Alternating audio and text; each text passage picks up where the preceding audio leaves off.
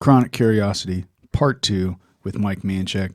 You can catch him at Manchak Brazilian Jiu Jitsu Academy, mbjja.com, and all of his social medias are in the first one. And if you haven't checked that one out, make sure you go back, listen to that one first, and all his information will be in the details as well. And here we go. Yeah, you're live. Nuggets of wisdom. I like it, man. I like it. Oh, dude, it's good to see you, brother. Oh, you too, man. It's been a long time since we actually got to connect face to face. I know. So I know. It life's really got has. Very, very busy. I think for the both of us. I think you're right. I think a lot of life has happened between the last time we saw each other and now. Yeah, that's for sure. I think a lot of blessings actually have happened. Oh, absolutely. Which is awesome. Yeah. So kind of going back to two things, man, that I heard from what you were saying from the jiu-jitsu, the discipline aspect and the de-escalation aspect. Yes. I hear those two things and I think of, and I know you kind of joked about not to get too political about things. Yeah. But I think a lot of what people are doing right now is, I think they're battling. Mm-hmm. I think they are battling. They're butting heads, man. Mm-hmm. There's this partisanship. There's this dichotomy, if you will. So do you, there's got to be some sort of a correlation between discipline and de-escalation and how it lends itself to choosing your battle. Oh, yeah. I mean, absolutely. I mean, you could make geez, that's what a heavy statement, because I think a lot of what it is today, it's a yearning to be a part of something, and it's a yearning to stand up for your tribe, to stand on what you perceive as the right side, regardless of what side you're standing on. And what I would argue, and what I would implore people to do is, pick a tribe that, man, how do I put this? Jiu-jitsu is my tribe. Yeah. And whether you're far left, far right, center, whatever, we're all inclusive. And there's a commonality between everybody that walks through that door at my gym and any gym, period, that you can kind of transcend across humankind, that we're also similar. And I think if you realize that, when you stop dividing yourselves on the grounds of things that are so silly, you know what I mean?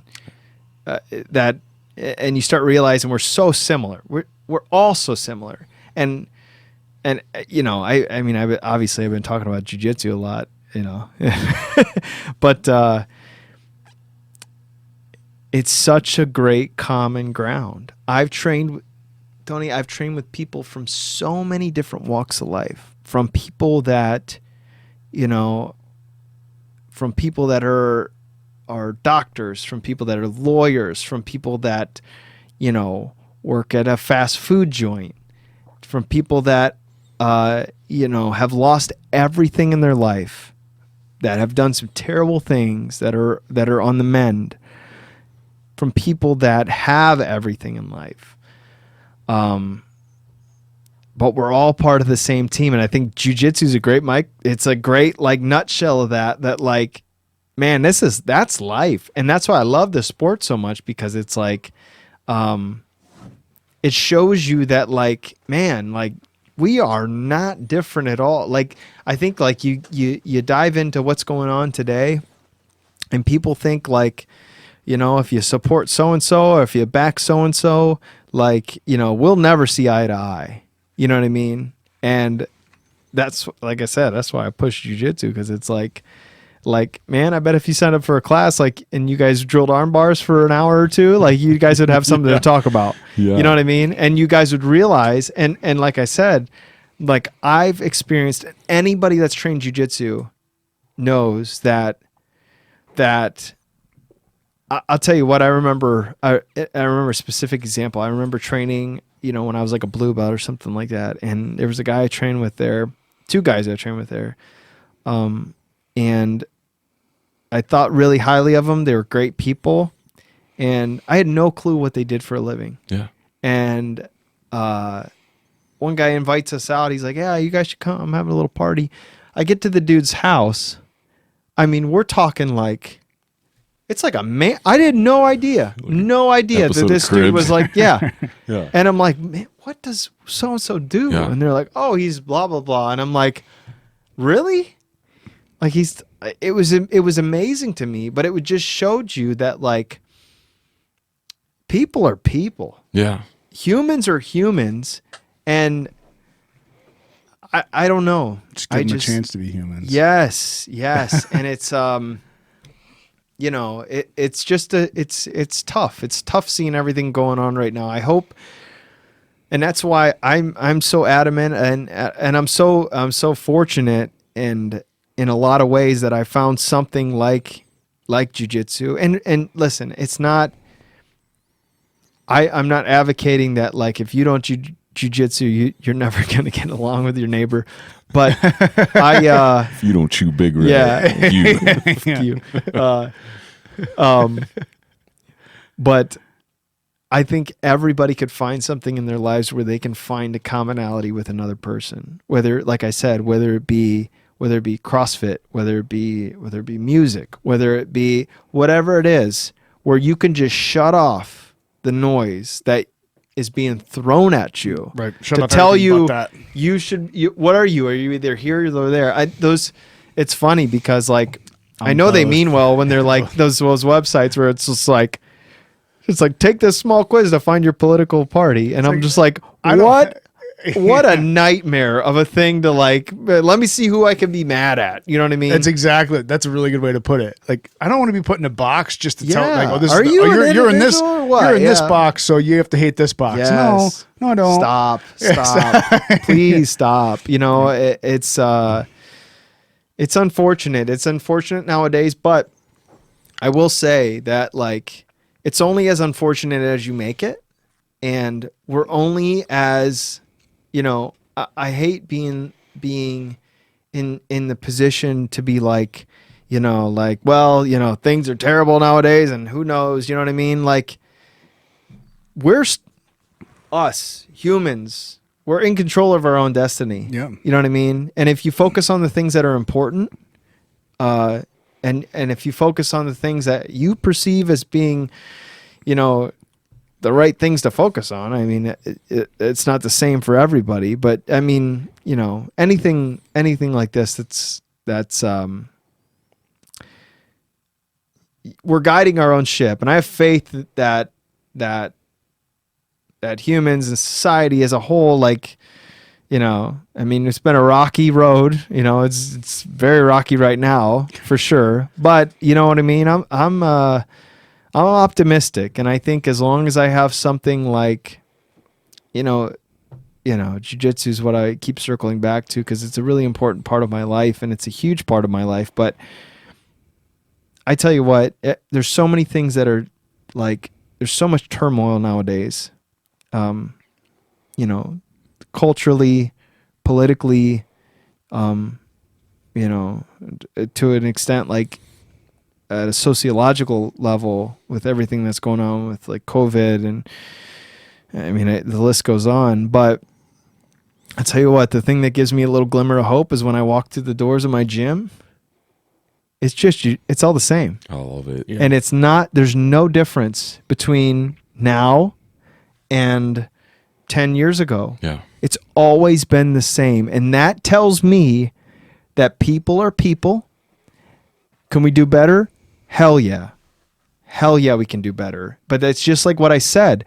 If you're not putting yourself in a position to be who you want to be, and you're just accepting who you are and who you've always been. Oof. Been there. You're doing yourself a disservice. You're doing everybody around you a disservice. And, jiu-jitsu is it's my little glimmer of hope for this world, because I know that the people that are in my class, and I'm just talking from my small sample size, I know for a fact that they have different opinions and different views and different ways they think that everybody should live their life. But everybody can get along. Everybody, and it sounds so corny, everybody can get along, but Everybody loving everybody. Yeah. I'm telling Like you, they can though too. Like, and that's part of why we're doing what I feel like every single This time, is so I feel like great. every single This time is we so do great. this, we say this is why we're doing Yeah, this. no, that's literally this whole time. That's what I was going to bring up. So you said the two things: the camaraderie and the commonality. yes, And that was a huge reason why we did this. And so from our standpoint, it's so cool to see someone else yeah, and how they're contributing to that camaraderie and commonality of society and bringing people together instead of pushing them apart. And it puts a smile on my face to know that there's other people doing that. And obviously, the way that you do that, the tool that you use is jiu-jitsu, and it's just you as a human being. Yes. Like I wholeheartedly think that if jiu-jitsu wasn't present, you would still figure out a way to do it. I think you're right. Because you're Mike I Manchak. think I would. And, no, But I would gravitate towards something. I know Yeah. you would, man. I don't say that in jest. Like I think that there's, I think you have an awesome soul, man. I think you have a beautiful soul. Oh, thank you, man. And it's just very cool from our standpoint of, hey, we created this for open dialogue, man, so that Yeah. there isn't, the separation, the dissension, so that we can have commonality, so that we can bring people down, Right. and we can go, hey, I don't agree with what you say, Yes. but I still love you as a human being. Like, you're a Yes. cool dude. Like, you sat down and you explained your opinion. Here's my opinion. At the end of the day, I'm not checking Republican. I'm not checking Democrat. I'm checking American. I'm checking human being. Human being. Yeah, I'm checking human Amen. being. And Yeah. so, man, I appreciate you sharing that, and for us to Yeah. be able to see this. And it's cool, too, to think how many other people, maybe it's not through jiu-jitsu, maybe it's through a vocation, maybe it's through a hobby, maybe it's through this or that. They're working towards those same goals of commonality and camaraderie. This that you are and that we are. right here wouldn't be happening without music. Yeah, that's true. That's true. I like self-admitted, I was a recluse.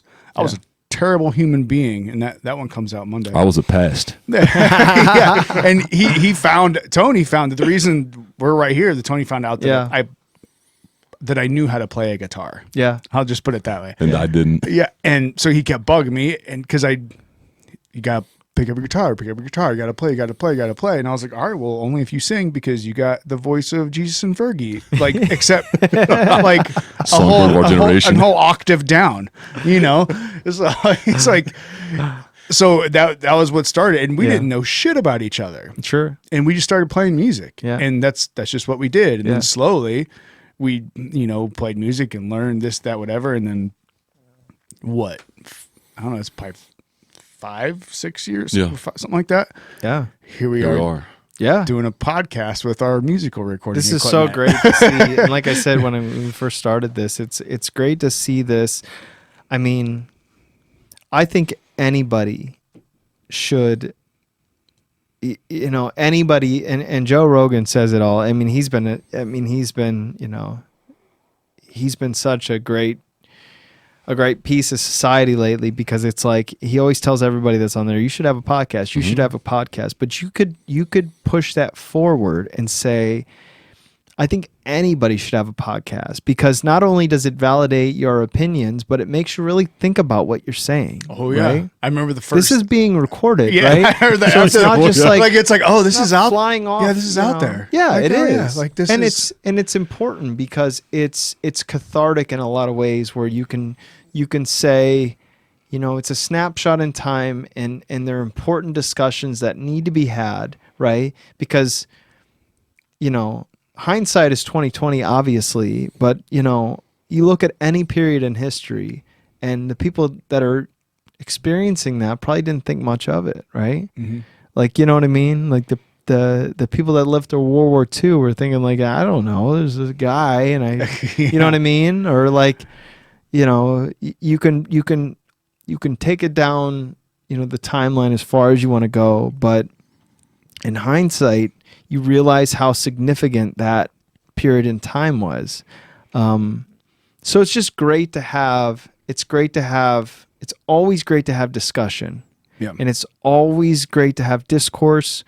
And it's nice to have at least a little, in some regard, a little accountability to what you're saying, to be like, what was I thinking then? You know what I mean? Well, at the same time, I think there's, you know, I believe it was the first episode. Most of these episodes are all basically, we start, we stop. Yeah. There it is. Yes. Like there's no editing unless it's a pee break or something like that. And we're like, oh yeah, we all got to go to the bathroom. I'm not going to leave it going for 2 minutes. And, you know, but for the most part, it's out there. Yes. And that's kind of how beautiful thing. That's kind of how we wanted it. And the very first episode, I think I put a little precursor on there. It was like, hey, like, yes, there is some accountability, but at the same time, with that accountability, allow me to say some stupid shit. Yes. But then allow me to, even if you can call me out on it. Explore, call me out on the stupid shit I say. But then if you're going to Yes. call me out on it, allow me to change my stupid shit.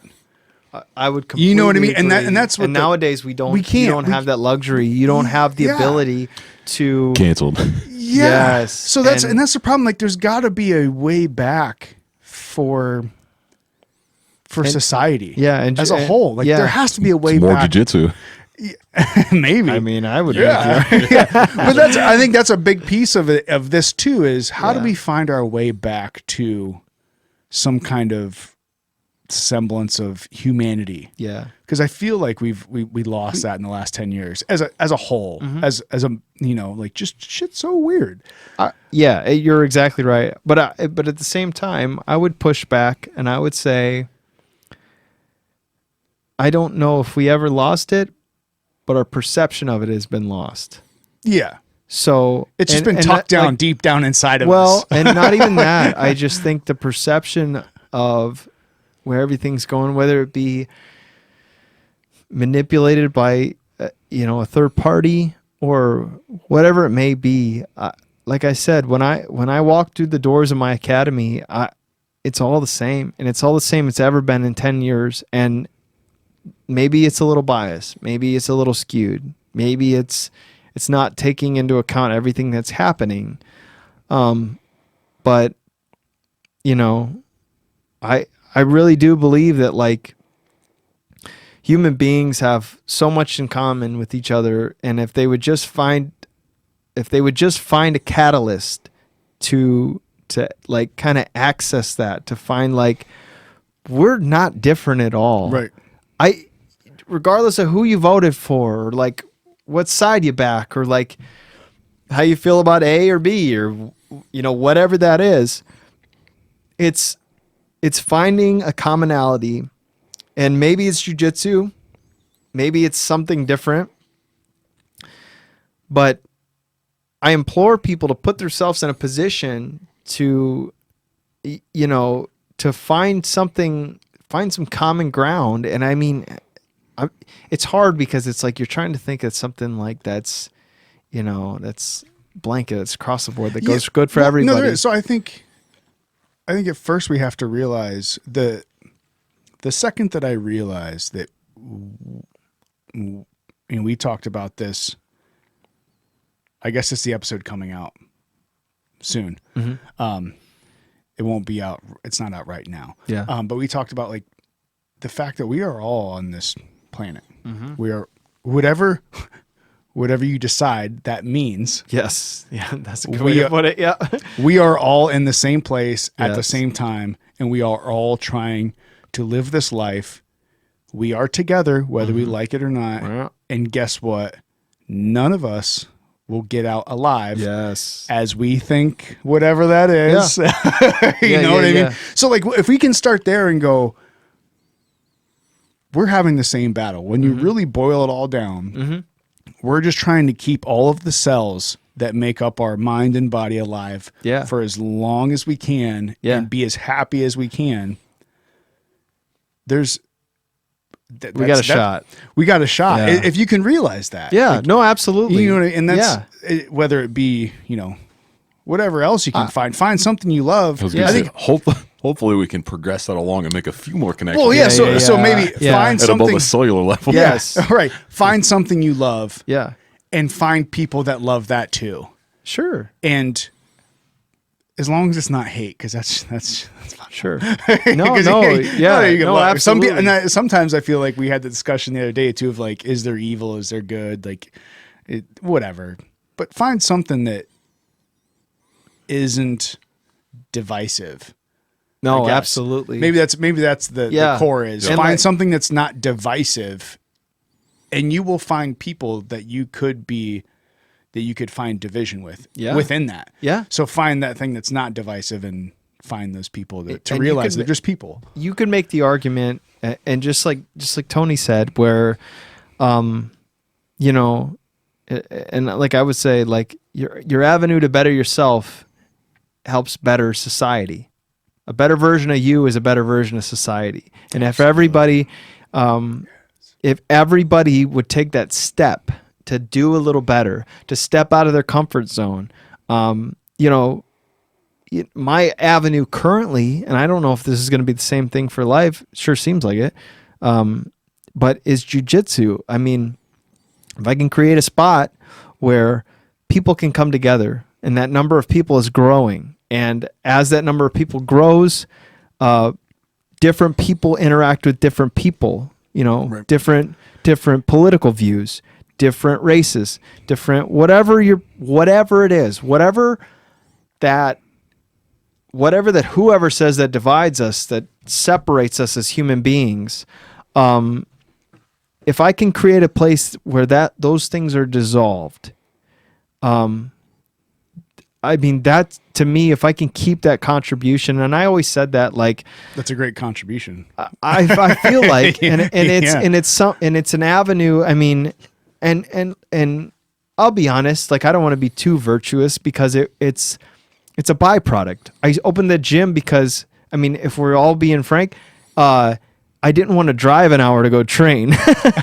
And I was like, well, I could probably teach some of these knuckleheads down in Worcester that are like these meatheads in some of these gyms how to do some of this stuff. That and you are you still doing that at Durniat? Yeah, we train Yeah, out from Durniat. what I know Yeah. about Durniat, those are some. There's some. real meatheads. It's a Yeah. serious gym. It Yes, is a very serious gym. Yeah, absolutely. And There's a lot I of mean, names that have come out of it. Yeah, in the Midwest in general, I mean, it's a pocket of very talented athletes. Yeah. Very talented wrestlers. I mean, the standard for being an athlete around here, especially in Ohio, is very high. You know what I mean? Well, you got Ohio State.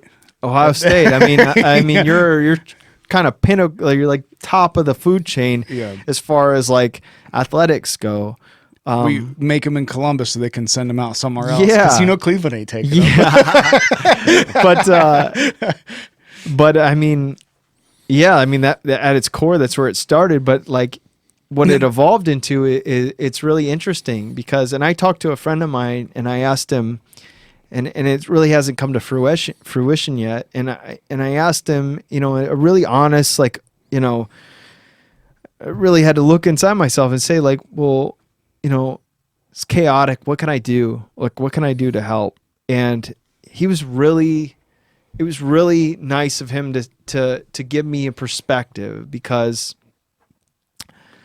me with everything I brought into this life and everything I carry in this life, and you guys know, I know what to tell you, just knowing this discussion, your perception of your reality isn't necessarily the perception of everyone's reality. Yeah. And I asked him, what can I do? And it was a very validating conversation because he was like, you're gifted in a lot of ways. You're gifted in it, but first and foremost, you're gifted, being a martial arts instructor. So how can you use that avenue? So, I mean, that's my plan. I want to reach out to kids that are underprivileged, you know what I mean? And I don't want to get too like, too like, yeah, look at me, I'm doing all this charity work. Cause like I love jujitsu. I love teaching jujitsu. And above all, I love training jujitsu. But if you look at the bigger picture and what can I do to contribute in a positive way to the entire situation that goes on, and in my opinion, in a positive way without choosing this side or that side, with just progressing what is important. I think reaching out to kids that are underprivileged, kids that have a propensity to veer off the path. Jiu-jitsu is a home and it's a safe place where they can feel like they're part of something, where they feel like, they don't have to stray off the path. They don't have to be destructive to society. Right. They don't have to be self-destructive above all. And something that makes them feel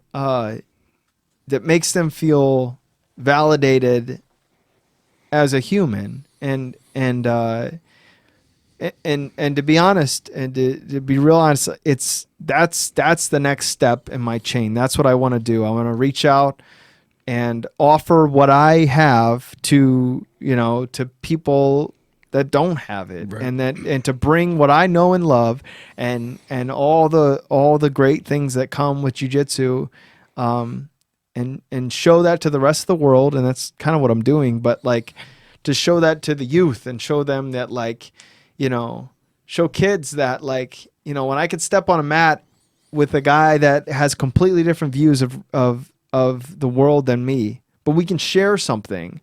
Right. It goes, oh, we're not so different. And if you can take that and show a child that, I mean, right. I hate to sound crazy, but like you're changing the world. Absolutely. Well, absolutely. That's impressionable, right? There. Yeah, for sure. And transformational. Yeah. Yeah, absolutely. Yeah. And, two things. One, because I feel like you've made some softly self-deprecating comments about, being selfish and this, that, whatever. And we've had this conversation before with Tony and I, that, if you're doing something that you love, but it's helping people, is it selfish or is it helping people? Well, it's both.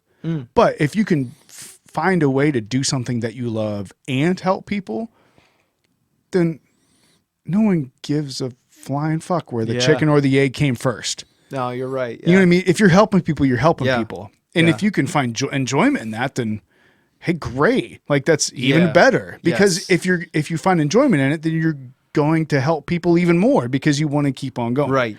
So maybe you're not giving yourself enough credit. But the second part is, so you talked about kids, and I was actually I wanted to ask you about that. Yeah. So do you have kids classes now, or you're looking to set them up, or how's that all gonna work? So that's a great question. It's like, so before all the COVID stuff happened, everything was in the works to kind of expand everything tenfold, and now that we've gotten everything, we're in the process. I won't say we're there, but things are settling down a bit, you know what I mean? And we're kind of getting back to normal, or whatever semblance of normal you perceive this as. I haven't taught kids classes in the past, because I've always been focused on, and like I said before, I've been focused on jiu-jitsu as the real martial art that it is. Okay, so I didn't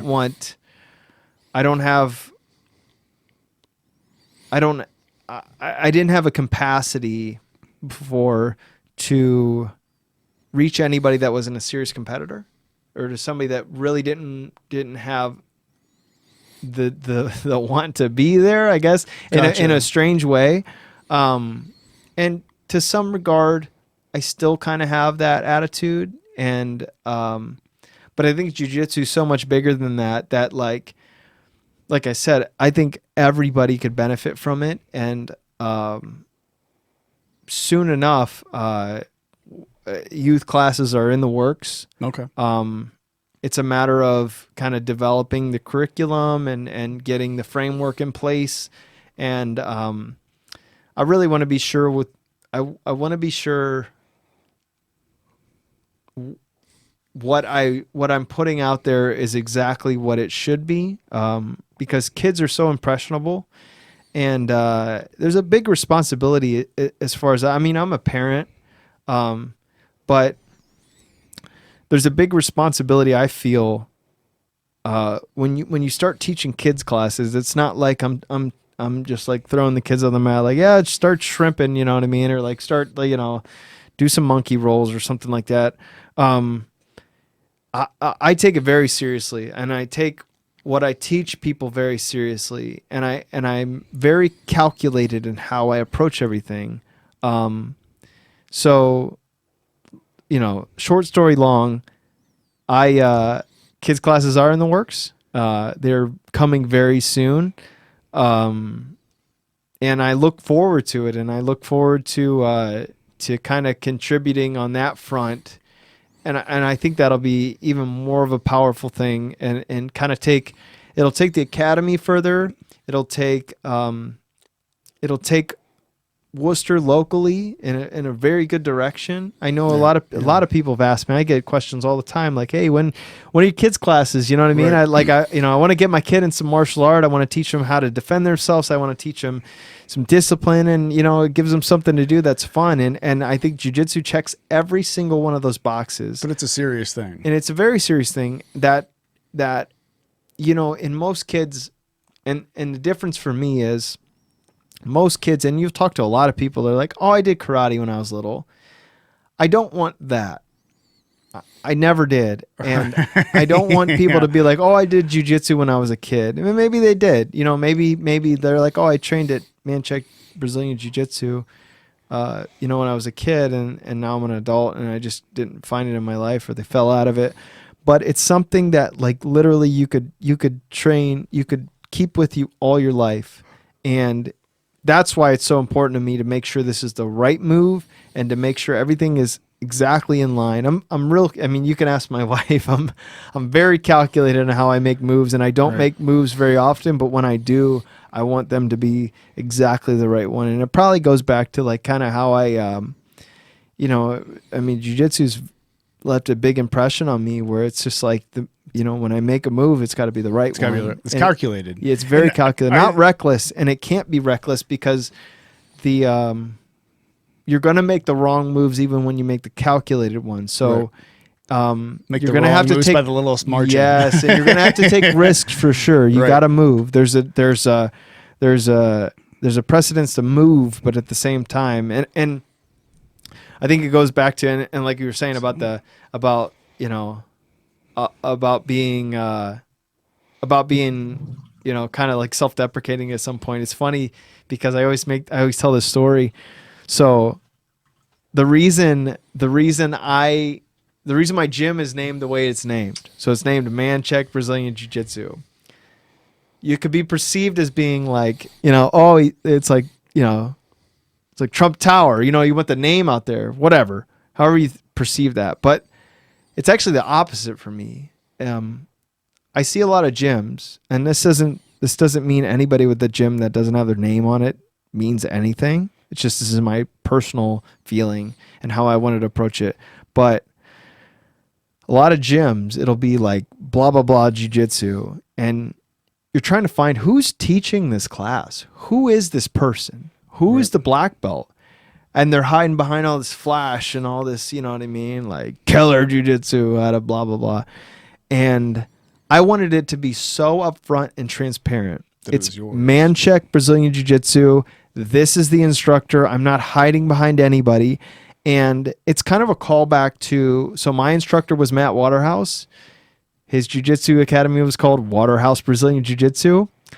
His instructor was Eduardo Dudu-Barros, and his academy was called Dudu-Barros Jiu-Jitsu. I mean, it's all through the lineage. I mean, part of it was that, but part of it was me being honest with myself and telling them, like, this is who I am, this is what I'm doing, and I'm not hiding behind a name. I'm not marketing this as anything it's not. because it's such in my opinion, it's such a jujitsu way to go about doing things. Be like, listen, it is what it is. You know what I mean? I'm not anything I'm not, and I'm everything I am. You know what I mean? And I think that's a good point to boil it down to that. It's the way I saw that is, hey, this is my style of this. Yes. This is what you're going to get from Yes. me. This is what you're going to get from Mike Manchak. Like, Yes. It's not, Gracie style of jiu-jitsu by Mike Manchak. Yes. So I think there's a lot of nobility in that. And the same thing going back to the teaching kids, like, it has to be done right.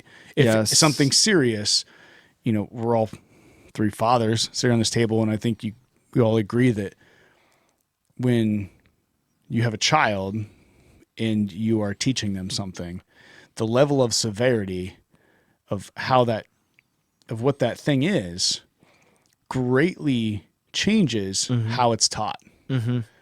You know what I mean? Like, when it's, hey, I'm going to teach you how to catch a ball. We're going to throw the ball around, whatever. Or break a board. Or right. I'm telling you. Well, even going further. So I throw my daughter is not the most athletic, quote unquote, athletically inclined person. Yes. She can catch a ball. We just played, t-ball, and we tried soccer and all the different things. But those things, it's, hey, you know what? If you score a goal for the wrong team, whatever. Right. But when I'm teaching you how to cross a road, it's a whole different deal now. When I'm teaching you how to ride a bike on a backcountry road, completely different deal, because you don't need to swerve your bike out into traffic or end up down in that 6-foot ditch. Absolutely.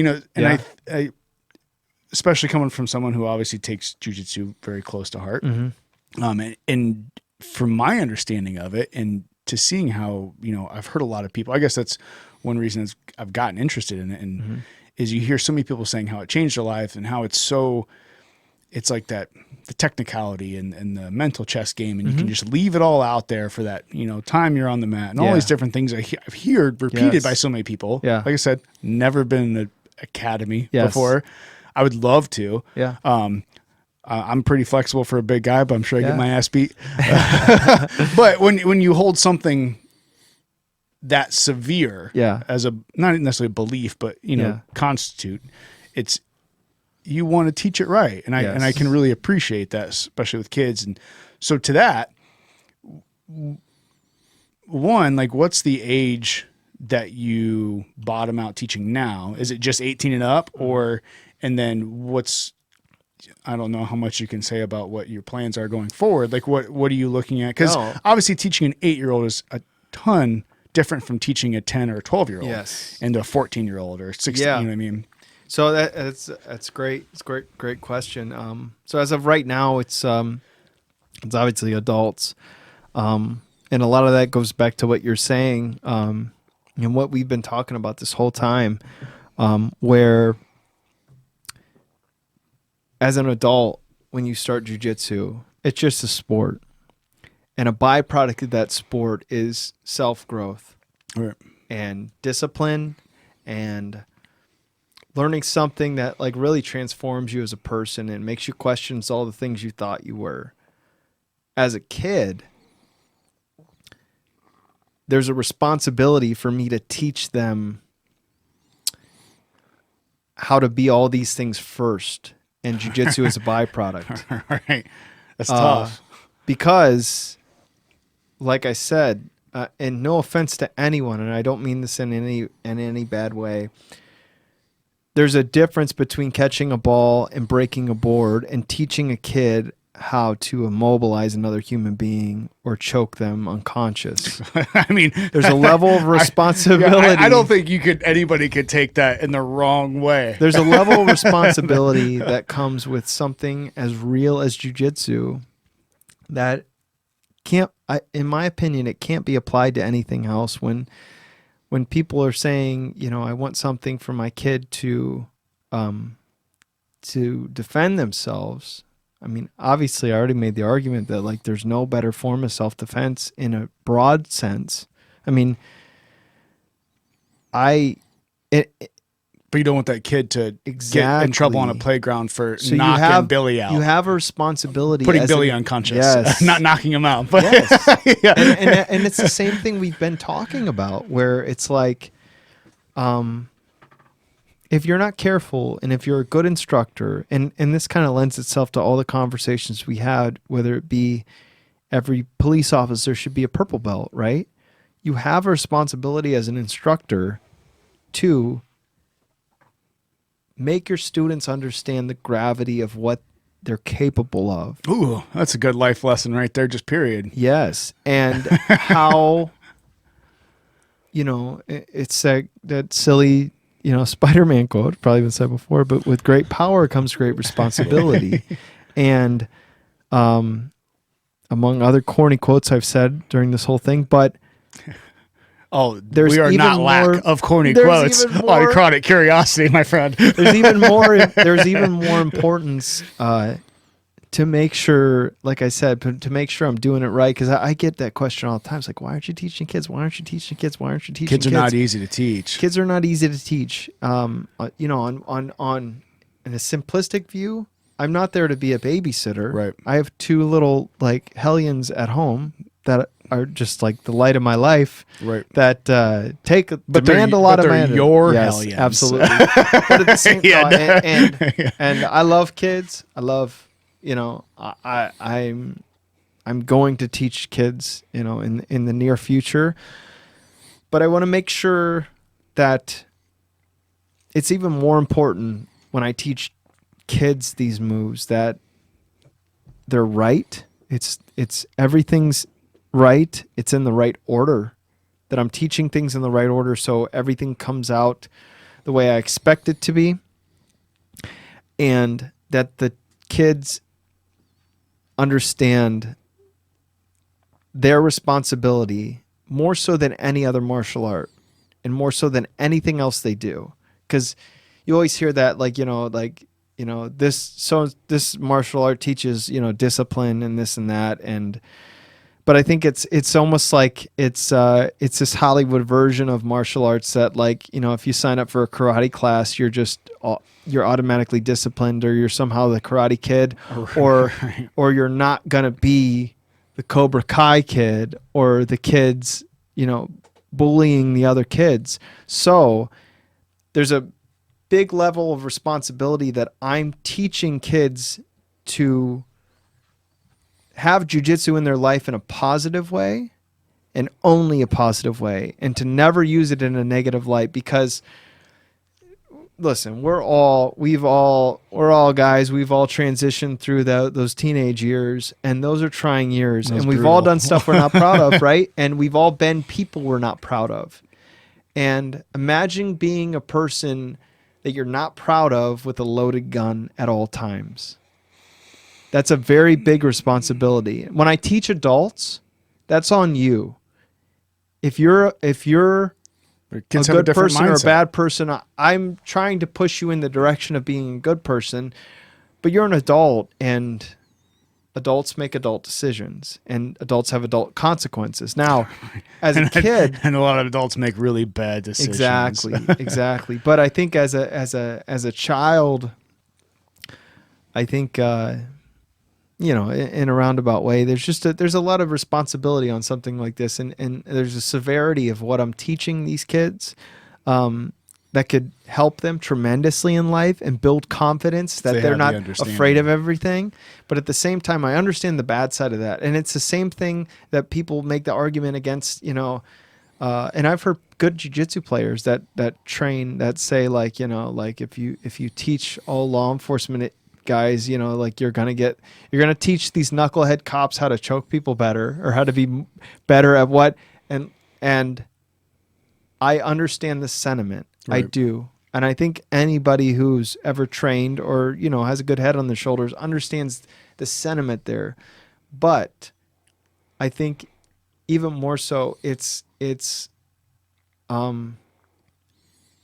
you want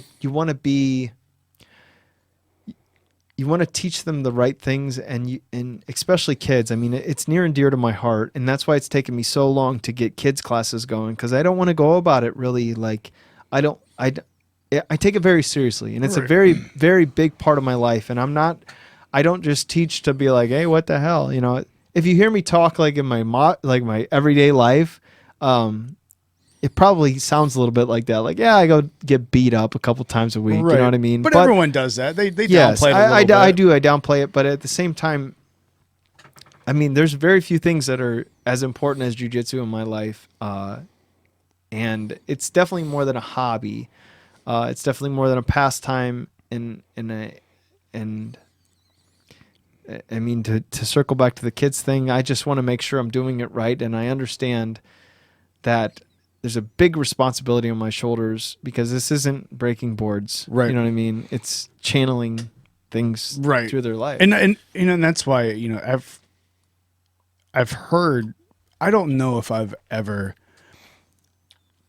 never met anybody that I know has trained jiu-jitsu and has had something bad to say about it, or has been that like puffed up, you know, oh, I'm gonna do jiu-jitsu, blah, blah, and bragged about it. I've never met anybody that has really bragged about them doing jiu-jitsu. It's always them bragging about jiu-jitsu. Yes. And that's what has continually, you know, caught my attention over and over again, where I'm like, man, like, and it even got to the point where it was even before Tony had mentioned having you on, where I text my wife and I was like, you know what, like, it'd be really cool to get our kid, and myself, like, I'd love to do it. Yeah. I don't know why, but I just know I want to do it. It just sat like everything I've heard about it, like, and the idea of it, and the fact that I'm not going to get punched in the face,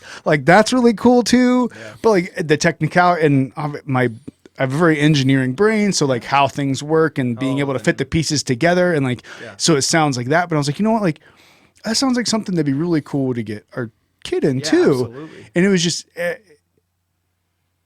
it just, I don't know, I guess maybe I haven't met a bunch of people, so I'm not saying like I know a ton of people that do jiu-jitsu and everything else, but No. everything I've heard about it, it's like, man, like, there's something different about that. Yes. Because you hear a lot of, you meet people, oh, I do MMA. Oh, I'm a cage fighter. I look at my American Flexion t-shirt. Can't you tell? Yeah, right.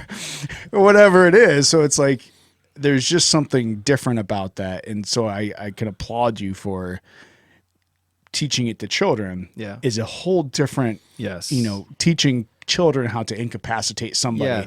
And maybe you wouldn't necessarily have to go that far with it, depending on the age, but and it is, and I would say, you know, with all that being said, I will say anybody, you know, that's thinking about getting their kid in jiu-jitsu, the way I described it was, you know, it's probably a little brash, but at the same time, there are kids competitions.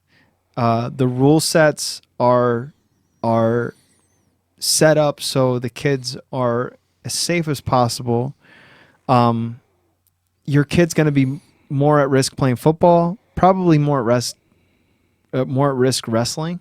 Jiu-jitsu is a very safe sport in the right hands. And I like the fact there's no weight classes too. Yeah, because that makes it, wrestling can be an incredibly unhealthy sport. Like, I remember watching guys wrestling in high school, not the actual sport, but the needing to make that weight class, needing to drop that weight. Is there like any aspect of that in the kids jiu-jitsu? Well, I mean, probably to an extent. There are kids weight classes. But I would say the jiu-jitsu culture probably is not so heavily tied to like the wrestling culture, like in the youth aspect. Now in regular jiu-jitsu, all those weight cuts, everything's still there. I mean, we still cut weight.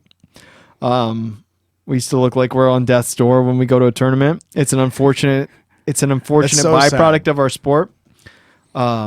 It's probably the most unhealthy part of the sport, to be completely honest with you. But you don't have to do that if you're not competing. Yes, but exactly. Yes, absolutely. It can still give somebody more benefits. Absolutely.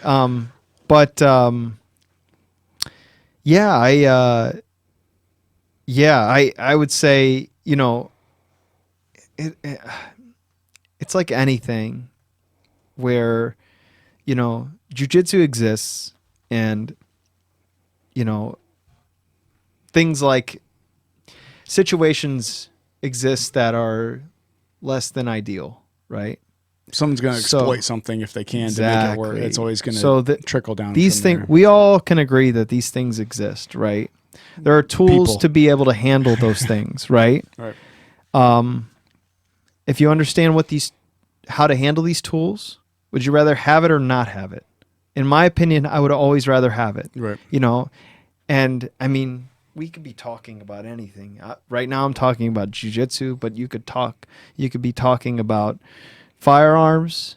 You know what I mean? These things exist whether you realize it or not. You know what I Harnessing it mean? and controlling it. Despite what you think of them, chaos will occur. You know what I mean? People. It's better to be prepared for it. And in my opinion and in my experience, the more prepared you are to handle yourself in this chaos, the better off you are in all aspects. So I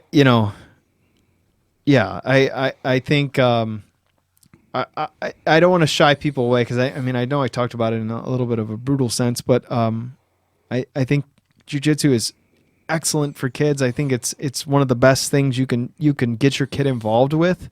But I just want, and not that, this, it is what it is when I'm talking, but I just want, it's a look in, I haven't really talked to anybody about this kind of stuff, because everybody that asks, I'm just like, yeah, it's coming, but, and they don't understand why it's taking so long. And it's, I want the kids to be in good hands. I think that'd be right. And I want it to be right, because my kids mean the world to me, and it's such an important thing to have an impact on some kid's life. And if you're gonna offer them something like this, something this powerful, you have to explain to them what it is, what they're capable of, what their limitations are, and how this relates to the rest of their life. Yeah, I totally agree, because it goes back to that power. Yes. There's one thing, baseball and basketball and volleyball and swimming, whatever it is, all those things can be powerful to a kid's life, but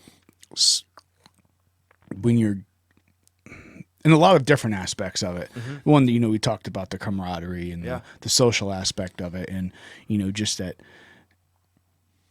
those type of things are, I think, I would assume, here I go, assume that you would agree that that's even more powerful than any of the physical aspect of it. But when once again teaching kids or adolescents on how to have a lot of physical power, you have to be careful there too. Yes. So I think I think it's It's respectable really for the it's what really you're doing. important, and especially when you talk about in a self-defense sense, right? And I think it calls to how legitimate of a martial art and a form of self-defense jiu-jitsu is, because especially in kids, and even in adults, I can teach somebody how to defend themselves. But they have to understand that it's so efficient. Jiu-jitsu is such an efficient thing that you're going to transcend defending yourself very quickly. And you're going to be getting into it. You're going to transcend that, and you're going to go past the point of defending yourself, where you're in the territory of you're at the point of seriously hurting somebody, and seriously like having repercussions that are beyond just you and just this specific situation. With very minimal effort. Yes, with very minimal effort. And I don't mean that in like a sarcastic way or anything like that, but it's like, that's why it's so near and dear to me to really have a deep understanding and really like look inside myself and understand, and all the people that train, you get it inadvertently, but with kids you have to explain it, that like when somebody taps, you stop.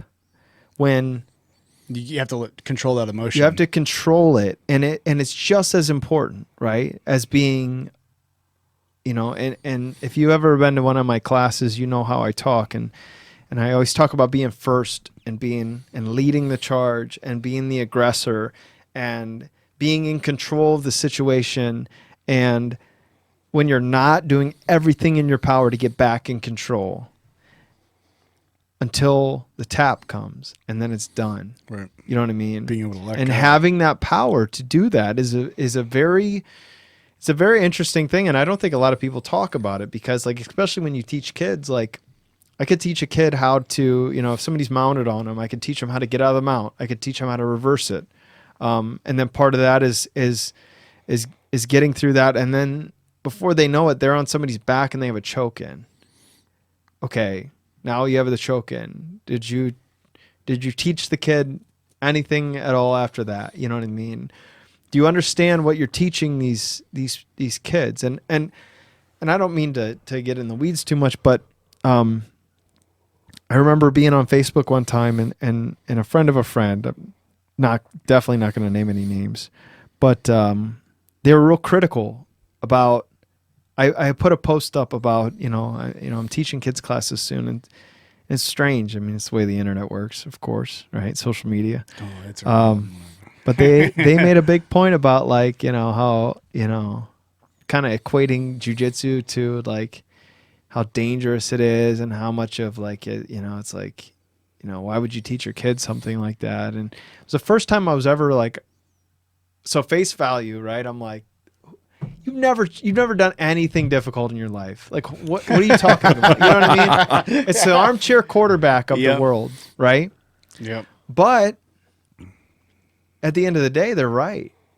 They're absolutely right. No, there is a precedence that, and it really made me think like, man, and up until that point, to be completely honest with you, it never really crossed my mind. I was just like, I'm going to teach kids how to get out of situations just like I do adults. But then you understand that like, I mean, to be frank, oh shit, like there's probably going to be kids that are a little unstable coming through my class that like I have a responsibility to some regard to help them control that anger, to control that ego, to control all the same stuff I help adults control inadvertently. You have to directly control with children. Right. But it's a huge piece of it is that with great power comes great responsibility. Absolutely. But if you can teach children how to do that, to understand that they have this power. Think of the person you're going to make. Yes, it's exactly where I was going with that. If you can Yes. teach them that, hey, I am giving you this It's power, amazing. and now I'm going to teach you how to responsibly control it and what it Yes. can really do, and all the Yes. things going in line, and then going back to the being that aggressive and being, having control of a situation and being able to not manipulate. That's a terrible word for what I would, but to control it and to direct a situation until you get that tap. Yeah. Well, control and manipulation are they're very closely tied together. Yeah. And it depends on how you approach it. Yeah, I didn't want to use the word manipulation because it has you're a very exactly right. well, It's an important term to bring up. most people in don't this understand the context. definition Yeah, properly, no. though. You know what I mean? Most No, times I get it, manipulation. I get it. But what I'm saying is that if you can teach somebody to have that aggressiveness and have that control and be able to get to the situation where they get that quote unquote tap, but even you equate that to life where that's the control is not the aggression. The control is not getting the person in the chokehold. Yeah. The control is when they tap, saying, okay, Yes. and backing away. Like if you can teach that to people and and then teach them to realize that they have that power. Yes. To me, that just is. And that's what I was touching on. Like it's important to realize that, because I mean, I think everybody's that it's ever trained has been in that situation where like this is real stuff, and you're really dealing with a very serious thing, and you could really hurt somebody. So it teaches you to be emotionally responsible. Yeah. And as a coach and as somebody that runs a gym, I'll tell you, it happens a lot where guys get emotional when they're rolling, and they're out to hurt each other, their teammates, and they've lost sight of that. And it happens. It definitely happens, especially when we're having a competition style class and we're really going hard and they're really going at each other, and the one guy's getting the best of the other guy and he's just giving him all he's got, and you get emotional. Yeah. And in my opinion, some of the most important moments I've had in life have happened on the mat. I remember I had a breakdown when I was like a blue belt or purple belt, probably blue belt. My instructor beat me up so bad, and it sounds funny now, but so bad that I was literally looking around like, what the hell was that about? You know what I mean? And I remember going out to my car and I had like a breakdown. I'd never experienced anything like that in my life. I've never been in a situation where I have that much loss of control, and it was such an important lesson for me that I don't think most people have ever touched, where it was just like complete ego dissolving. And there's very few things in life that can make you do that. There are different things other than jiu-jitsu, obviously. Yeah. Obviously. But if you can have that there, in that controlled environment. In a controlled environment, it's so like, important. what does that do for the rest of your life? Oh, I was, you know what I mean? I'm a black belt today because of that. Right, like to lose that control. Yes. But at the same time, to be able to go back the next day and be able to have that control. And then the next be able to go back and then to be able to get to the point where you have all of the control, and then that person taps, and then to have the control to stop.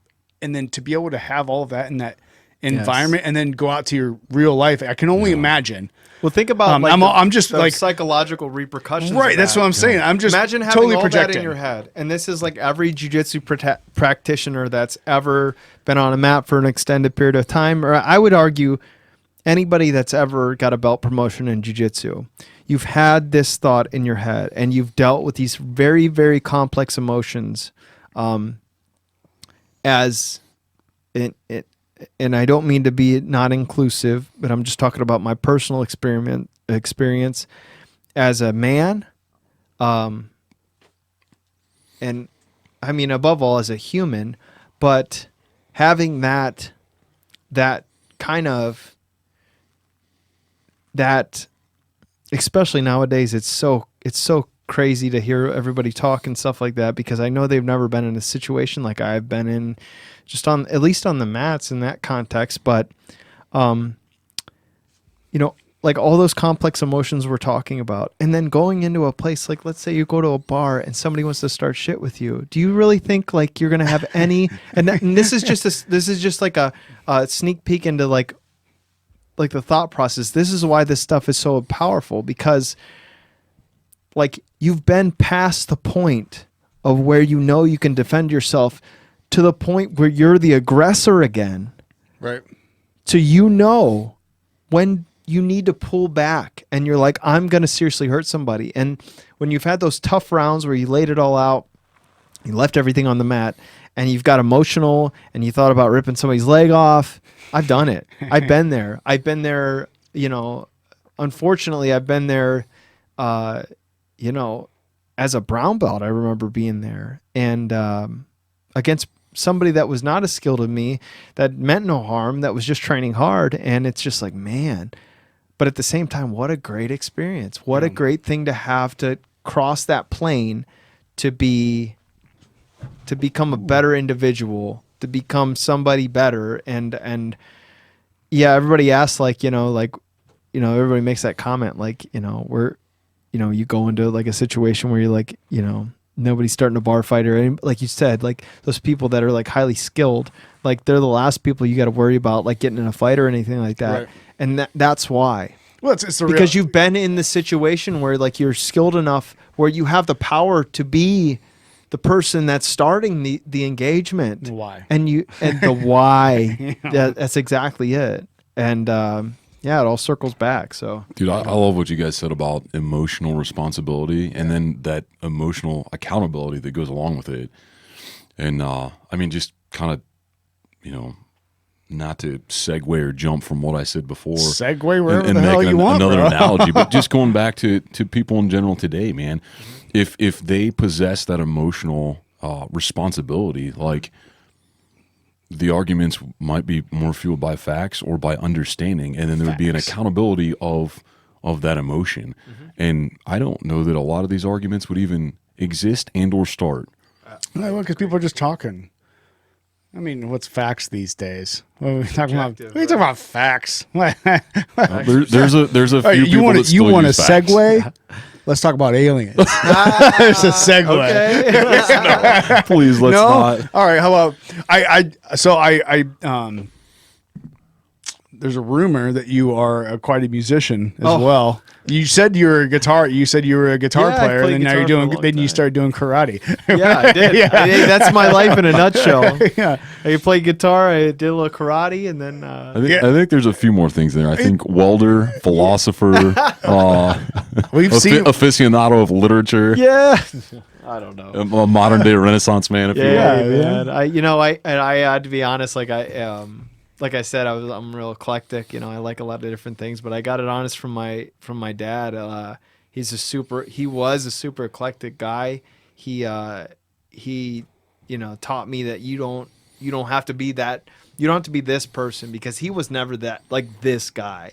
And I saw so many other people that were just like singular. You know what I mean? And he was like, That's "No, so I do sad. this, I do this, I do this, I do this." Sounds so And boring. his dad was like that too. And it sounds like, I'm in a company of a lot of people that do a lot of different things. I have said multiple times I'm really good at being mediocre at a lot of things. Yes, yes. But I am not great at Jack of all any trades, one master thing. of none. I think purposefully though, like people will surround themselves with other people that are like that, because going back to kind of what you were saying about surrounding yourself by those people that influence you to be better people or Yes. to pursue, Yes. those things which interest you, or you can branch out and be that Renaissance man and not be defined by a singular vocation or hobby or Or a perception of who you are based on other people, or like, in a really simplistic term, like what people think about you. Yeah. You know what I Right. mean? I do what I like, and I like what I do, and I don't care what people think. How long did it take you to get there? Where did that come? I tell you what, it came relatively early. I mean, I was never, I was kind of a dork growing up. I was like a video game nerd. I was kind of a fat kid, and so I never like entered into the social sphere as having to, I was already at the bottom. So who cared? I was like funny to my friends and to people around me. And I think it carried forward. I remember, so I've always loved music. I've been playing guitar since I was like 10 years old or before that. I was Did you in a just pick band. it up, or is it your dad? Or My dad loved music, but he never played an instrument. He was actually the light guy for a bunch of bands, like a bunch of like local bands. So he had all musician friends. front row seats Yeah. all the time. So and he was a great man. But I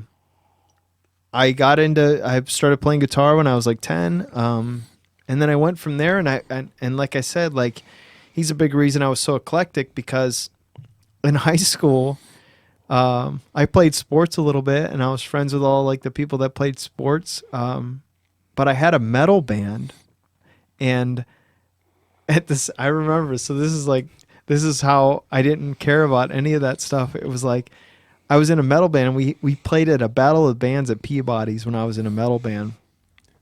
And then very next weekend, I was in a musical in my high school. Oh man, I I've was been there. I was the lead. I was Henry Higgins in My Fair Lady. I was like the Well, I lead wasn't music- in any musicals, but I I- played a but concert literally, band. so for a long time, I mean, So he is a Renaissance man. He's I doing it all. I never really, I just kind of did what I wanted to do, and I tried to treat people as, I mean, I know I didn't treat everybody in my life the best I could, but I tried to. I really did, and I didn't mean any harm by it. But I guess that's a different conversation. Getting a little deep. Yeah, there's But something that popped up there. I just kind of like I went after what I liked, and it kind of washes into today. Like, you know, I love jiu-jitsu, so I explored it more, and obviously like I found out a lot about myself and a lot about like people in general, and like, oh, this is cool. Same could be said for music. I met a lot of really great people in music that I probably wouldn't meet without music. And you know, everything in between, like everything I've ever done in between. I mean, and everything going forward. I mean, I hope there's some new endeavors that I haven't discovered yet that I'm like I would hope so. on the verge Get of. busy living or get busy dying, right? Yeah. But it's weird too, because like being like, you know, like eclectic and liking so many different things. Jiu-jitsu's strange because it doesn't allow you to move on.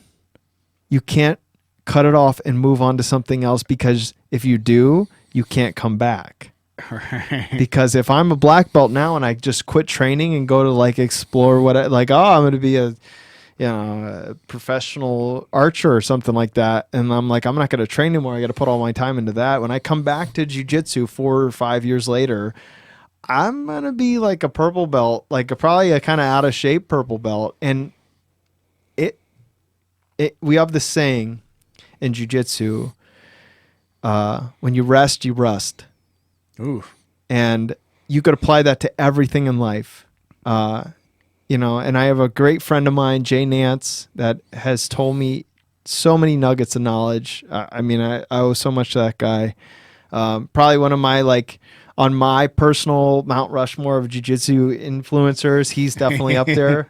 But I mean, he always told me, he's like, you know, like I can be beat up off the mat or I can be beat up on the mat. It's all going to be the same. So it motivates him to get up every morning and go get after it. And that guy has been through hell, you know, physically. I mean, he's had countless surgeries and he's still going at it. And everybody in my gym that I train with, you know, it's just like, you know, everybody's dealing with a different battle and everybody has an excuse not to be there every single day. Right. And, but we're all here. You know, everybody that showed up today is here. You know, even just sitting at this table right now, you know what I mean? Like, we probably all had a million excuses, like, oh, I had something else to do, you know what I mean? But like, once you're doing it, there's nothing else you'd rather be doing. You know what I mean? And it's such a transformative thing, you know? So I don't know. Yeah, it's. That was a little too. I know. No, there's no ends or there's no guardrails in here. I mean, trust me, if you listen to any of this, and we're only 7 deep, but, we'll go wherever. But I'm kind of jealous of that. And at the same time, when I see these people that seemingly have found what their thing is in life, and even if they do all these other things, it's like I've been doing some contemplation because, you know, prior to this conversation and understanding the minimally, as it were, what it takes to be, you know, a black belt in jiu-jitsu and be able to teach other people those things, and understanding that the time dedication it takes for that. And I look at that and I'm like, I couldn't do that. Like, cause I like doing this. I like doing this. I like doing this. I like doing this and this and this. And then 7 years later, I'm going to go back around and I'm going to do these other things. I'm going to find something else. I'm going to start a podcast. I don't know. Maybe. No, you're exactly you know, so right. like in one hand, I'm like, I really relish the fact of being able to find my niche, whatever it is. And then sometimes I'm like, well, I don't know, maybe this is it right here. Yeah. Like I'm every single day, like, oh my God, that's crazy, man. Every single time we do one of these, I get more and more excited about it. Yeah. And it's like being able to have these talks and discussions with people, especially in a day where discussions and communication doesn't happen. What do you say, Tony? Is it I know you've used the one phrase, the worst thing about communication is the illusion that it happened or something like that. Like, didn't, but man, I'm kind of going back to focus on what you were saying and the eclecticism. And, you know, you're like, how do I decide what I want to do? You know, I have to devote this much time to something that, you know, if I don't do it, We're talking about it. We're talking about from the man himself here. No, not at all. Not at all, man. Teach us. That obviously, if you don't do it, you're going to become rusty. But Yeah. I'm kind of focusing in on those things where, you know, how are you deciding which things in that volume of eclecticism to pursue? And seemingly, I'm trying to focus on what it is that, you know, both you guys are doing that I'm doing, and it's the things that drive you, the things that push you, but it's also the things that you know, kind of drive and affect mankind in a positive manner. And so it seems to be that you guys have somehow focused on these things that you said, how does this benefit mankind? But in the same sense, it's almost symbiotic, because it drives you, it fuels you, and it kind of makes you happy. But what you're focusing on is, how do I pour into these other people?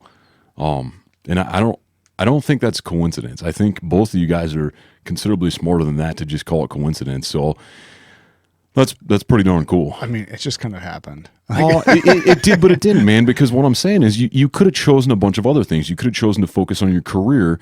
At the company you work for, you could have chosen to be a welder. You could have chosen to pursue Which music. isn't an easy task either, because I know a little. I know I'm extremely mediocre at that. At best. But so let me follow up with this question. And maybe, and I feel like, you know, you say that in jest, but obviously you guys are very self-aware. You're very cognizant of the decisions you make. You're analytical. You know, going back to what you were saying, you're emotionally responsible. That's a tough one. How did you guys make those decisions, do you think? And maybe this goes back to your father, you know, some of the things that he did through that eclecticism that said, hey, you know, I'm going to pursue these things, but I'm going to do the things that truly matter in life. You know, maybe this goes back to you and going, you know what? I hated people, but what did I get from hating people? I didn't get too much. So, you know what? Let's try something different. Maybe I'll try engaging people. Maybe I'll try having them sit down at a podcast and figuring out what drives them. And through that's how I was able to influence people. So it's both of you guys far away. I would say it's three things for me. Three things in particular. So, like, on a base level, it was, like you said, from my dad being able to free yourself from the confines of, like, you are this person. You are allowed to like this and this. And you, listen, we all know people that are, I'm this guy, I'm not that guy, and I like what I like, and that's it. You know what I mean? I drink Bud Light, you know, since I could drink, and that's all I'm drinking. You know what I mean? And it's just like, God forbid you'd have a Tecate, you know what I mean? Or, you know what I mean? But, yeah. But it's the ability to allow yourself to expand. It's the ability to follow what you're passionate about when you wake up in the morning, what gets you excited, what makes you like, I'm about that. And sometimes, at least for me, it's hard to find. And when I can't find it, that's when you kind of get a little depressed. That's when, like, you're having a down day. It's when you can't find your passion that day. Oh. And I would implore everybody, and the way you sort that out. So it's the ability to allow yourself to expand on who you think you are and what you're capable of. It's the ability to follow your passion and find your passion every single day. And the third thing, and the most important thing, and I'll quote, our patron saint, Jocko, discipline equals freedom. It's the discipline, and that's what allows you, because a lot of people have those first two, but they don't have the third one. And that's how, and listen, I'm not being pompous. I'm not, toot my own horn or anything like that, but that's how you're able to have, and a lot of people ask me this, and, some days I don't know how I do it, but that's how you're able to take jiu-jitsu from a hobby to a black belt. while still having another job, while still playing guitar, while still doing this and still doing that. It's about discipline. It's like anything. Tony, how do you have time to work out? You do all this other stuff. You're like, you look at them like you're crazy. Like, I do. It's just discipline. do it, Yeah. Like I know what I have to do and I do it. You know what I mean? And I think if you apply that to everything in life,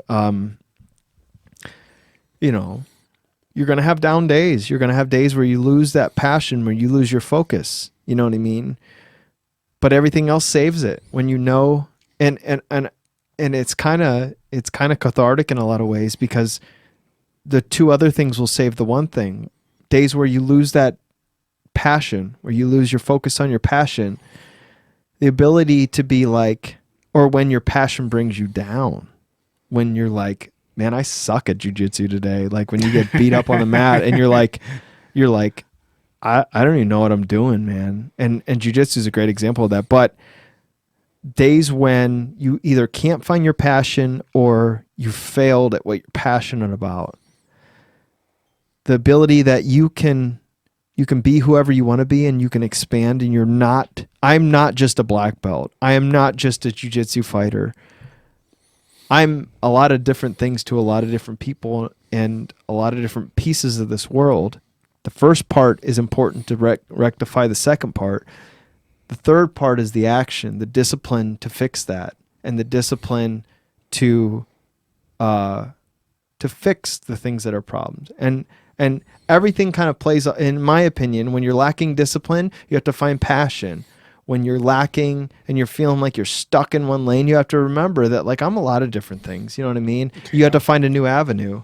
And to me, those three things play off of each other in you know, not a dichotomy, but like you can Be a trichotomy. trichotomy. The other day. Boy, I'm stuck. Like again, talking about my pay grade. But I think they play off of each other, and for sure. and that's if you have those three things every single day, and you think about those things every single day, man, I don't know how you could have a bad day if you go through those. And if you do have a bad day, use one of those tools to fix it. So just in short, Yes. just summarize those real Yes. quick, as terse as you can. Let me hear it. Those Okay. three things. So, oh man.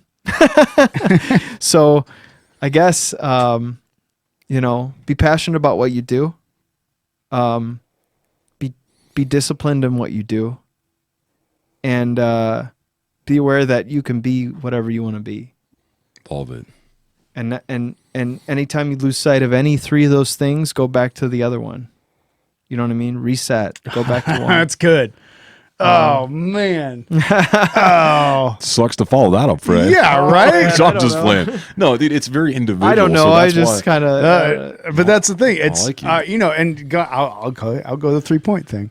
No, you don't have to go through. No, I'll go the It's- 3. it is- you know, well, I know going there was back kind of to- things attached to that. Sure. So it was, you know, you mentioned me like, hey, I hate people, and then this isn't working out so well for me. hated people. Hated people. Yeah. He wore the T-shirt the last episode. Yeah. Yeah. I have a t-shirt that says this is what I do. I drink bourbon. I hate people, and I know things. And it has like this giant like grizzly bear just with like I'm a all cup of about bourbon. that. Yeah. Okay.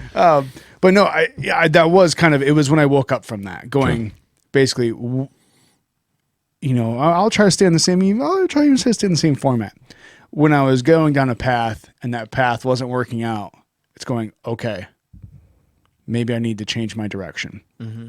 So that was kind of that connection there. It was, okay, this isn't working. If something's not working, change it. You know, simple as that. If you're not happy with something, change it. Yeah.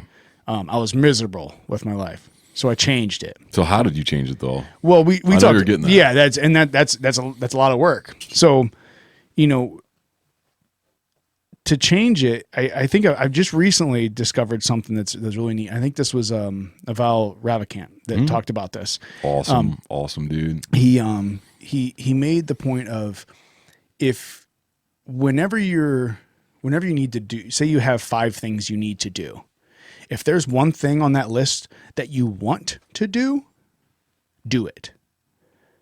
Never, like that. if there's some things you need to do, obviously there's things within life and family and, your job that, and he goes on different constraints, whatever. But if there's something that you need to do and that you have a desire to do at that point in time, that's the time to do it. Do that because you're going to be more efficient. You're going to do a better job at it, and it's going to have better outcome because you are excited to do it because you have the passion to do it. Yes. So if there's something you want to do, whenever you have that desire to do it productively, do it then. Yeah. Don't say, well, I'll do that tomorrow because I have to do this thing. If say you have 2 things that need to be done in 5 days, you go, well, I don't want to do this one, so I'll just get it over with. Yeah. If you're really excited to do the other one, do that one now. And then you'll be left with one thing that was done really well and efficiently and probably quicker. Right. And then you'll have 4 days to go, well, okay, there's that one other thing out there. I can chip away at that one and have anything else to do.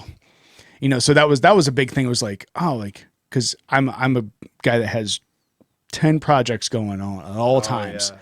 So if there's one time where I'm like, man, this is one project I want to do, but I should do this other project. Well, I don't only have to do that one. So I'm gonna do the one I want to do. It's more fun. It's more enjoyment. I'm a happier person. Passion, man. Yeah. So then it goes down to the next one was you talked about discipline equals freedom. I really like that. And I will marry that with just my life is honesty equals freedom. Yeah. Like honesty to yourself. That's to where everything? it starts. Okay. It's got to start with yourself because if you're not honest with yourself, you ain't going to be honest with anybody else. And then it's living that on it. And honesty really, I think a lot of times can be married with discipline because if you're not being honest, you're not being disciplined. No. And if you're not disciplined, you're not really on. There's They obviously play off shades of of each gray, other, but they play yes. off of each other. So that's kind of like, those are my 3 things that have got me to where I'm at is, be honest with yourself, again, follow your passions, kind of the same line of if there's something you need to do and you want to do it at that point, do that because it's going to be more efficient. Yeah. And then when you're going down that path and you're going, I don't really like this path, find a new fucking path. That's what So I mean, they're all those kind of 3 things. Kind of they really resonated with me when we said that. I mean, the man of eclecticness, and I don't know the word. I told you I don't know these words. What is Like the king. What's your advice? Mine. Hold on a second. Let me ask you one quick follow-up question, both of you here, after hearing what you said. So, dude, going back to Naval, I think Naval quoted Confucius when he was on Rogan, and he said, "Every man has 2 lives." Oh yeah, He said every man has 2 lives. When he only starts living basically when he realizes he has 1. You guys live in your 1? I know that's a kind of a deep question. I don't mean to just spout it out there so flippantly. Yeah, well, it was like every man has 2 lives, and he only starts living once he realizes he's on his last one or something like that. It was I know what you're saying. No, it says we have 2 lives, and the second begins when we realize we only have 1. There you go. That was Wow. Yeah. When I heard that, I was like, Do you feel like you guys have realized that you have that 1? I mean, it's from my perspective. I've known you for a little while. Yeah. I've kind of seen where you've gone after 3 hours. half hours. Man, it's awesome to kind of break this down. Like, I feel like you guys are probably realizing you've got the 1 and you're going after it. So, I mean, what do you think from a personal level? Mine, absolutely. I mean, I have gotten, it was a transition period that took a little while, but there's little bullet points along the way. And then finally, once you start realizing you're putting all these bullet points behind you and you're able to look back and go, whoa, like this is it. Yeah. I'm realizing that I have arrived because I realize I will never really arrive, but this is as good as it's going to get. And I only got ahead of me. Yeah. And I can't change that. So yeah, when you realize it, No, you're exactly right. But I would counter, and I'm not a philosopher or anything like that, but something like that it's hearing something like that is profound, but at the same time, like, I mean, I guess going back to like my first little point, I live my life like I could live 1,000 lives. Like I'm 1,000 different people and I can be at any moment, and not in a schizophrenic sense, but in a Multiple way personalities. that, you know what I mean? I think too many people are like, you got one life to live and you can only be that person. I don't think people realize, life is short. We all realize that. And especially when something happens that reminds you how short life is. I'll tell you what, me personally, and just my own experience in this life, I brought up my dad earlier and it was a big impression on me. But when I lost my dad, it really shocked me into thinking how short life is. And we all like to paint it in a poetic way. So like, the rest of my story should have been, so since I know how short life is, I started living my life, better. But it actually kicked me back to the opposite, where I was, I was real depressed about it when I was just like, man, everything's so finite. So I will say I did not the opposite, but instead of living my life like there's like, you live two different lives and you realize there's this is it. I am open to starting a new life every single day. I am open to opening a new chapter in my life every single day I wake up. Sometimes that's hard because, like I said, it's easy to lose your passion. It's easy to lose your discipline, and it's easy to lose sight of your ability to become somebody different of who you've already been. Like, who am I to start this because I'm already this, and who am I to start this because I'm however old. Right. But I would say that's the difference between the lives. Yeah. It's the idea that, And I'm sure the logic, like you said, still applies across the board. Be whatever I want to be. But my perception of it, I have to frame it in my mind to be like, and just because of all the interactions I've had, and especially with having a gym, and like I said, like I'll meet these 30-year-old guys that are like, oh, I'm an old man, or they were like an athlete in high school, and I'm like, you're 31, you know what I mean? Like you have no, you know what I mean? You had knee surgery when you were like 22, like big whoop. You know what I mean? I got people in here that are way worse off than you, that are still getting after it, that it still started the next chapter in their life. Yeah. And I mean that's it's all. I mean that's a powerful quote for sure, yeah. and it resonates with me, but in a little bit of a different way, where I'm ready to start a long journey in anything at any point. Well, I think to me, that's throw me off. No, to me, that's how the realization is, and that's that second life is. Well, dude, hold on. Oh, yes. The realization that one glass, one life, 12,000 lives in there, 10,000 lives in there. Like you could look at it like that, right? Yeah. It's the realization that, wow, maybe I don't know, maybe this is a terrible analogy too, or a terrible perspective of it, but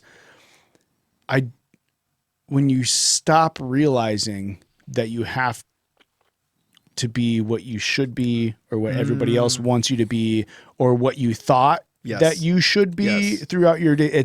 It's you realize I can be who I need to be, and what I need to be, and who I need to be, regardless of your profession or, where you're living or any of these little minute things. It's when you start living your life like it's your last one.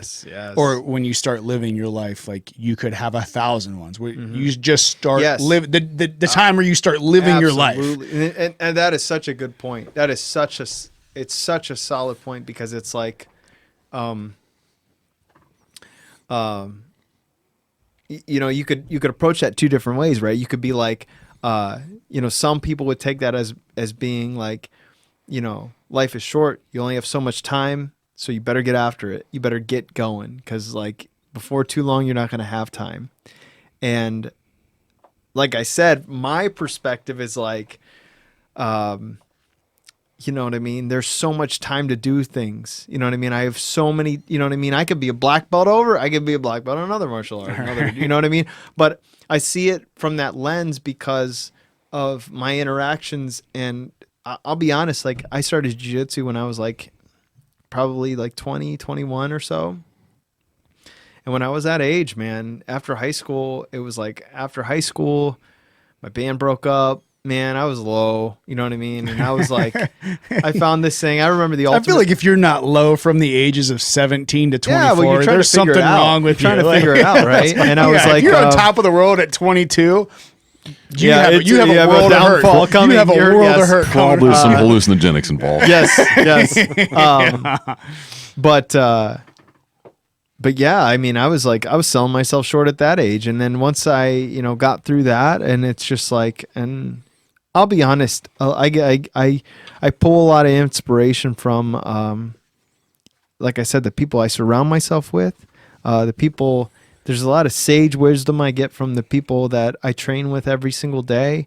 Guys that are older than me, that look up to me as a technician and as an instructor, that it's just, I love that word. It's really important. It's really important to see that perspective, and I say this all the time to my guys in my class after class, because it's like this therapy session after every single class, I swear. And everybody's late going home, and everybody like, oh, I gotta go, and they say that, and then they stay another hour.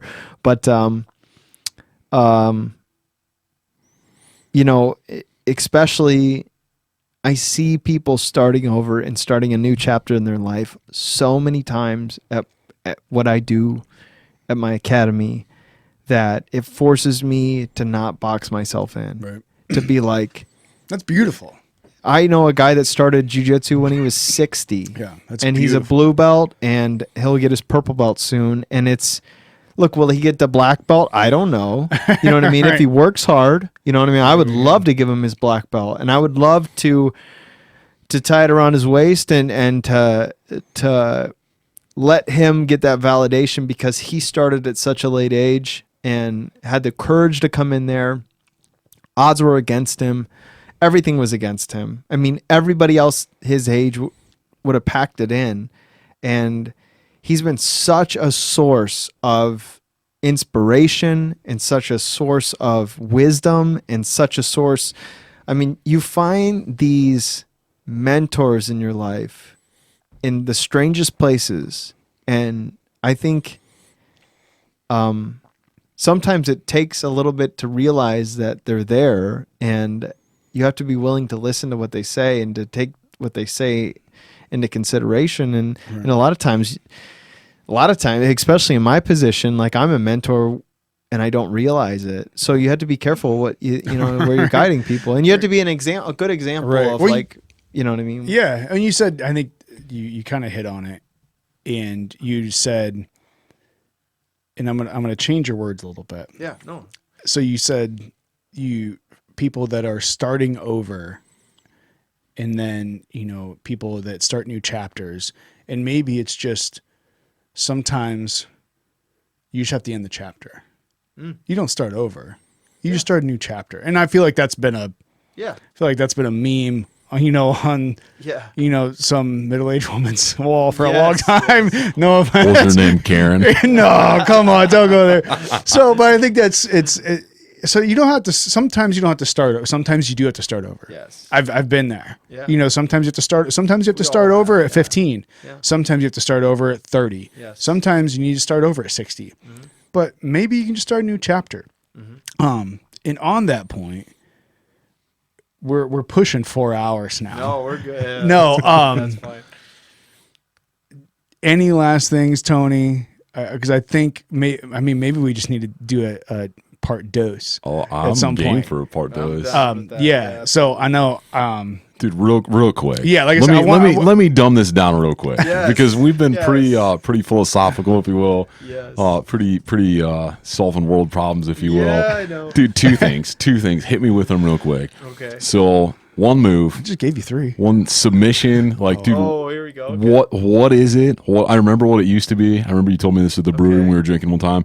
Number 2, which teammate, student, whatever you want to call them, not fun. When you see him coming up, you're like, whoo, yup. This isn't gonna be fun. Let's hear it. Oh boy. So I guess first I mean and if you come to any of my classes, you know how fond I am of some of these positions, right? But no matter how big you are, no matter how strong you are, everybody goes to sleep when you cut off their blood supply to their head. That's true. It's Like not it- very eloquent, Yeah, all right? no, But like it's that's- extremely effective. Chokes are king. I mean, Yeah. they really are. So, the rear naked choke is the submission. I mean, I it's, told you. Not the was it the Darcy? Darce is nice. It's a nice choke. Yeah. Yeah. But yeah, that's my philosophy in jiu-jitsu. Yeah. Like, the problem with being on somebody's back is like they can't attack you. Yeah. You know what I mean? Or I guess their problem. That's not my problem. And boy, there's a laundry list. I'm going to tell you of guys I get ready to roll with, and it's either give me one or give me top 3 and just rattle them off. Oh man, and that's no offense to the guys that didn't make the top 3 list. There's a because lot of guys. I know you There's got some a lot of warriors. I guys. know you got some killers. We have that are in your camp, so. I'm very, very, very proud of everybody that trains with me, and they make me who I am. You know what I mean? Number one, and I think anybody that's trained with us and that knows, is Tim. Tim Pomfret. Is that what we're talking? Same guy. The One and the same. The only reason I say that, I don't know if you know this. Yeah, I feel like this is where this question was going. It actually wasn't. Yeah. So I He's a genuinely chess wanted to player. know. He knows.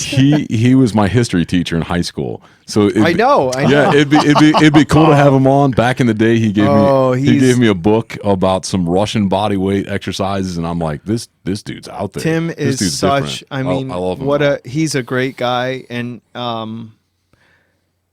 I'm telling you, he's a mentor of mine. He's such an influence on my life. Yeah.